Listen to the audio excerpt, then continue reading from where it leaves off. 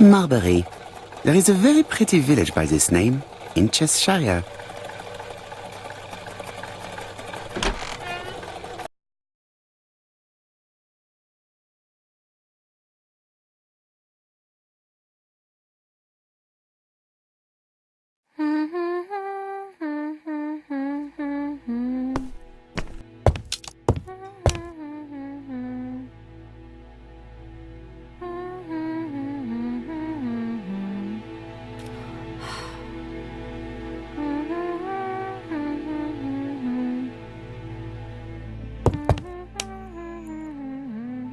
It is a very beautiful piano. Maybe Mrs. Marbury likes to play in her free time.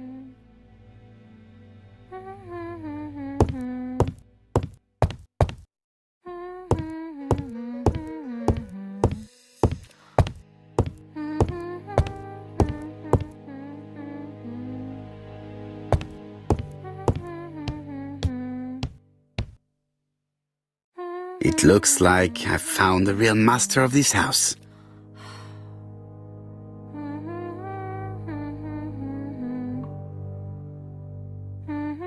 There is no need to worry about the household cat. I'm sure that Mrs. Marbury lets it do what it pleases.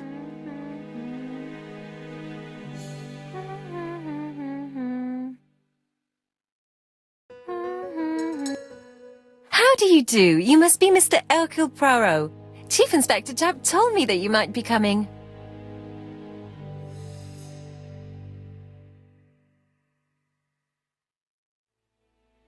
Madame, you may be of valuable help to me. It would be my pleasure to help you. Will there be some journalists there as well? I think you might even be interviewed. You are key witness. I've suspected him for some time, but he appeared so harmless. Oh yes, sometimes he got angry and waved his arms about. But even then, he wasn't frightening. And he was as gentle as a lamb again immediately afterwards. It was only this morning that I understood. He told me he was going to Cheltenham, but my daughter saw him at Euston Station. It's not the right station. To get to Cheltenham, you have to take the train from Paddington. And what's more, Mr. Cuss left behind an ABC with Doncaster underlined. As you can imagine, when I saw that, I called Scotland Yard.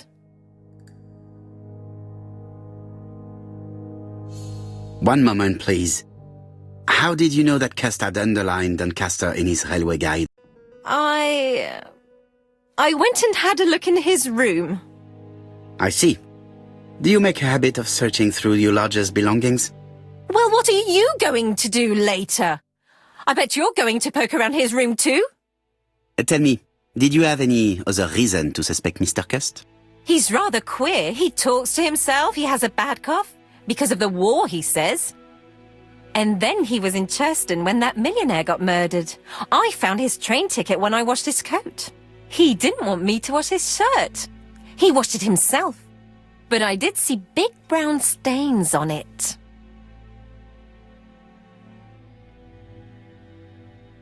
Where were the stains on the shirt? Can't recall. Cuss used to travel for his work. Is that correct? Yes, although he was unwell on trains. Do you know where Cuss was at the time of the murder in Andover and Bexhill? On June the 21st and July the 25th? No idea. But surely you keep a register. It won't do you much good. Mr. Cuss rents his room for the year. If he goes away for a few days, I have no reason to make a note of it. Ah! I remember one thing. Bexhill's by the sea, right? Indeed, it is a large seaside resort. Well, as it happens, at the start of July, Mr. Cuss asked me to repair his bathing dress. Suspicious, huh?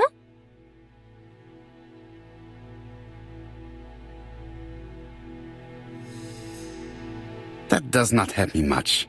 There are hundreds of English towns by the sea. Anything else? Well, I was only saying. I also forgot to say that he started buying newspapers that talked about the case.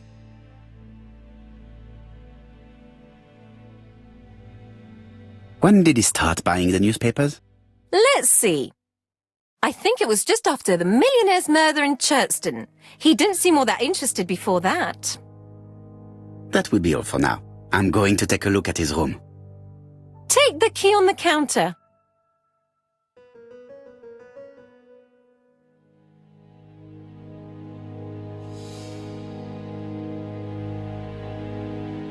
I don't think my register will help you. Mr. Cuss rents his room all year. If he goes away...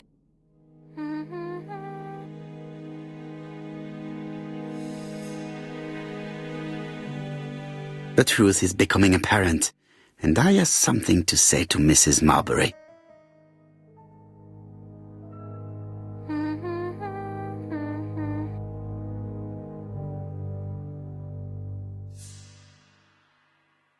I have something to say to Mrs. Marbury.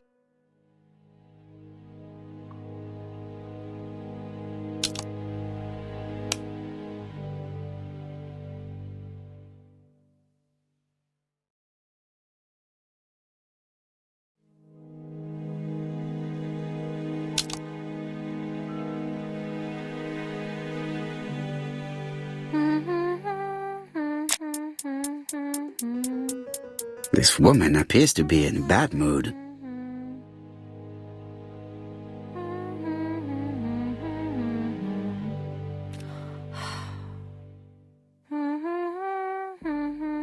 Mrs. Marbury is taking out her bad mood on the evening meal's potato.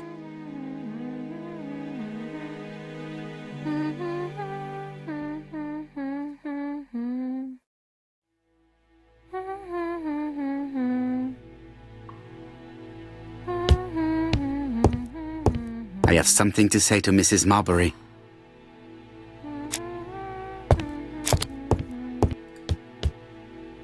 Mrs. Marbury, if I am to believe the register, you rented room 306 to a certain Mr. Fishman on the day of the Bexhill murder. Room 306 is Cust's room. Can you explain yourself? If I did, it was because Mr. Cust wasn't here. What about it?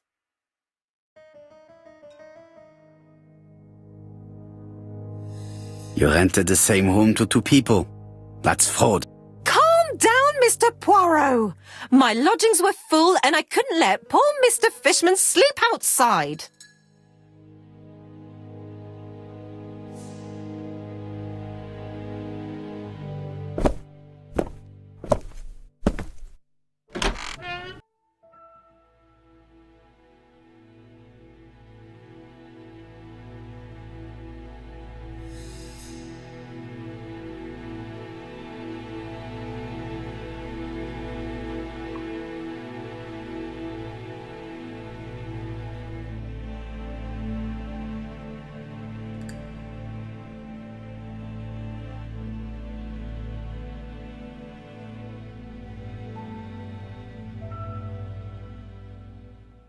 Laudanum Cameron's Chemists.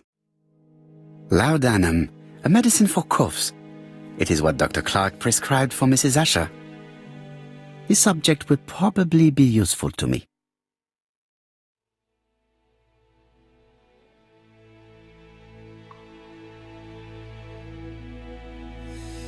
Diethyl barbituric acid, Johnson Company. I know this medicine. It is a powerful sedative. This subject would probably be useful to me.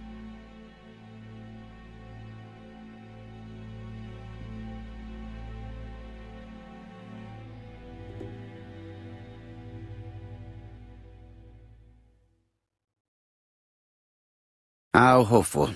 This place is a real mess.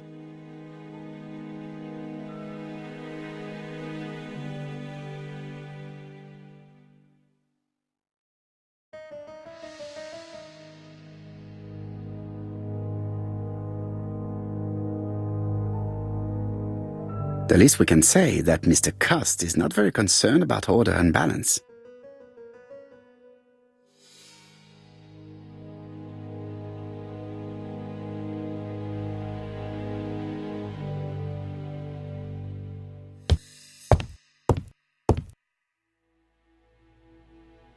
It's closed. ABC guys, enough to sign about a dozen murders. ABC.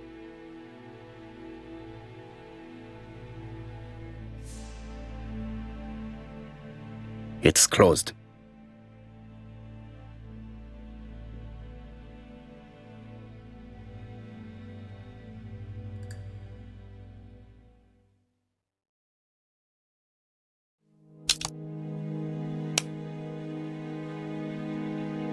ABC Guide.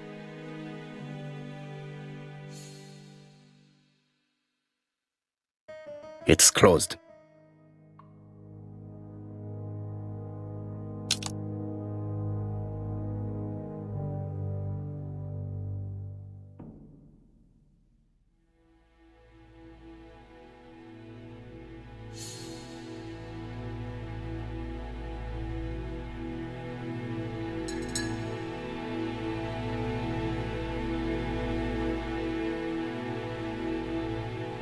Trousers, white shirts, everything has been washed very well. The Bexhill daily paper, dated from the day of the Bexhill murder. Most probably the bathing dress repaired by Mrs. Marbury's expert hands. All the main articles referring to the ABC case are here, from the Churston murder onwards. Nothing before that date.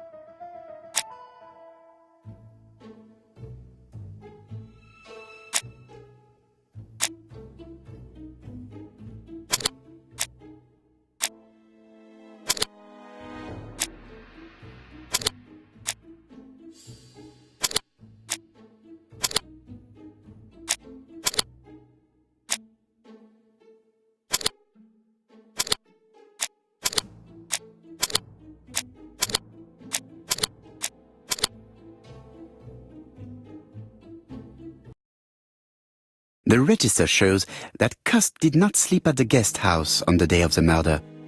Where was he? Bexhill. The Bexhill paper reveals it. Cust bought this newspaper in Bexhill on July the 25th.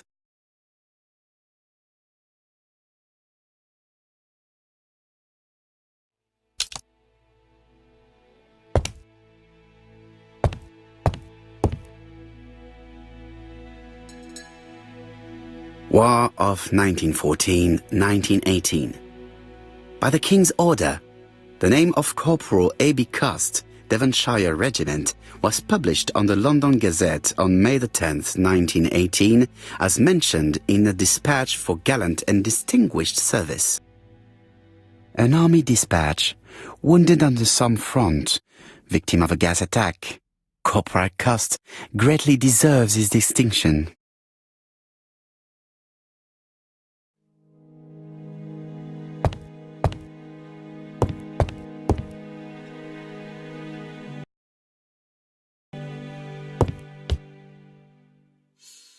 Cust is parsimonious. He keeps his pencils and sharpens them until there is nothing left. It is clear that he did not grow up in luxury.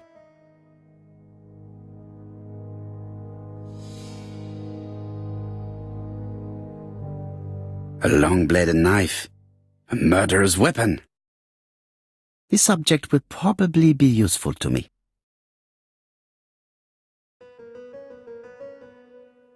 It's an ABC. I have to get the ribbon. How am I going to do it?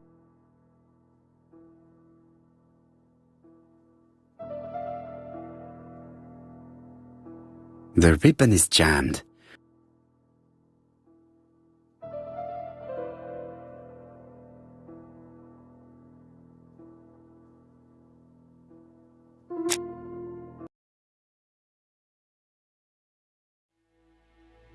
John Milligan, Managing Director, Silky Legs, Frederick Street, Leicester.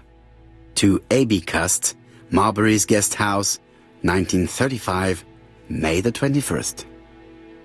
Dear Sir, further to our letters dated 5th and 10th of the month, We confirm we are you as door-to-door salesman, according to the conditions stated in our previous letters. We will send you the articles by mail and also a red field typewriter you will be using for every business letter. Regarding the schedule of your rounds, please do as following. June 21, Andover. Arrive by train the 20th in the evening and get a room at Station Hotel. Start your turn in the north part of the town. This letter establishes that Cust went to Andover, but the ink has hidden the destinations of his other trips. I know from Mrs. Marbury that he went to Churston. I just have to show that he went to Bexhill, and I will have proved that he was present at all the crime scenes.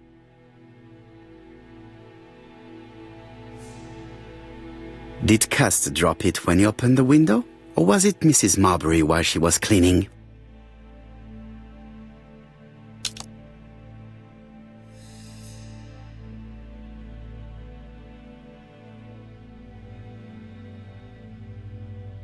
Did Cust drop?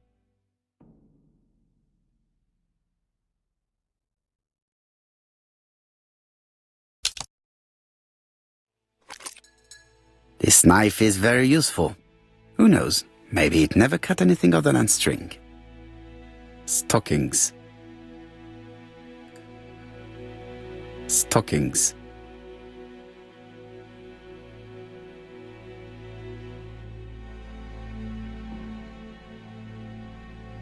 I have to get the ribbon. How am I going to do it?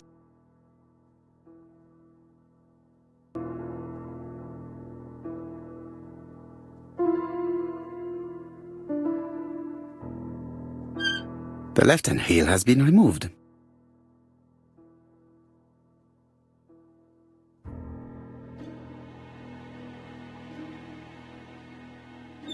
The right-hand heel has been removed.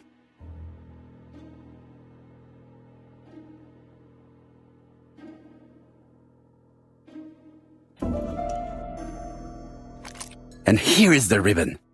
Let us see if it was indeed used to write the letters sent by ABC. I only need the ink ribbon for my inquiry. I will let Jack clean the keyboard if he wishes. All the letters announcing the murders were written on Cust's typewriter.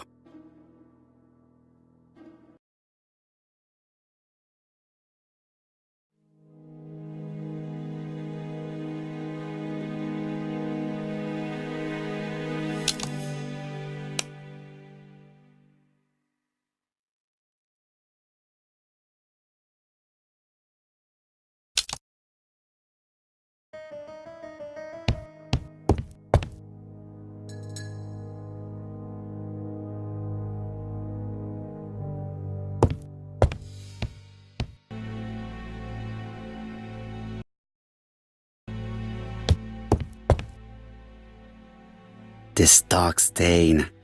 It could be blood, but goodness knows how long it has been there. No use continuing the inspection of this room. I've seen all there is to see.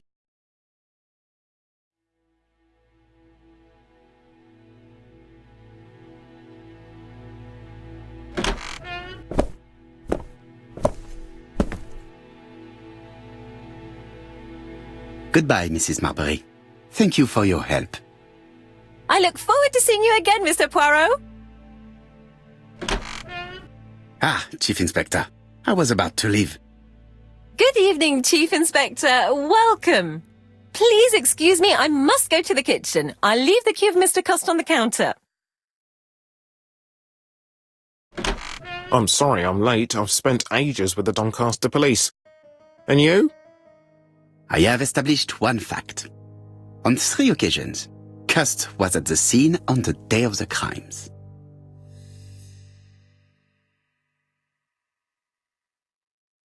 I had best talk to Jap. I've listened closely to what you have to say, Poirot. For me, there's no doubt Cust is guilty. Do you have any element that might prove the contrary? That is what we're going to look for. Let us now try and get our brain cells to work.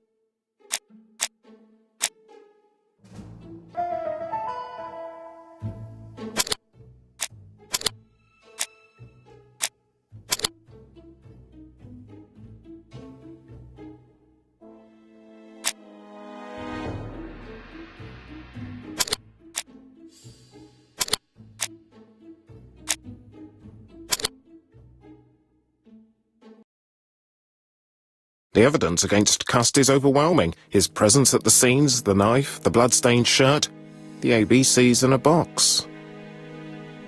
C'est vrai. However, the blood Mrs. Marbury saw on Cust's shirt may have been his own. According to his medical records, he suffers from hemoptysis.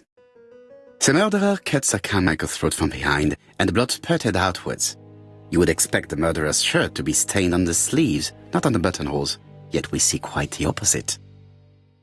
You would expect the murderer to keep the newspaper articles about his crimes. But Cust's collection starts in Cheston, as if it discovered the case rather late. I agree it's troubling, but it doesn't change my mind. There's small details that we should be able to clear up by questioning Cust. When can we talk to him? Doncaster is sending him to us on the first train. Are they questioning him already? He says he can't remember a thing. It's plausible. Doctors say he suffers from absences and amnesia. Mrs. Marbury has confirmed this. He may have done the murders in an altered state. A familiar situation. It's not enough to clear his name. Dr. Thompson insisted that even if you don't know what you're doing, you never commit a murder without wanting to. Très intéressant. I shall remember that. Right. I'll go and examine the suspect's room. Chief Inspector, I took the liberty of removing a few clues to examinatum. All right, we'll discuss them tomorrow. In the meantime, I'm going to see if you've missed something.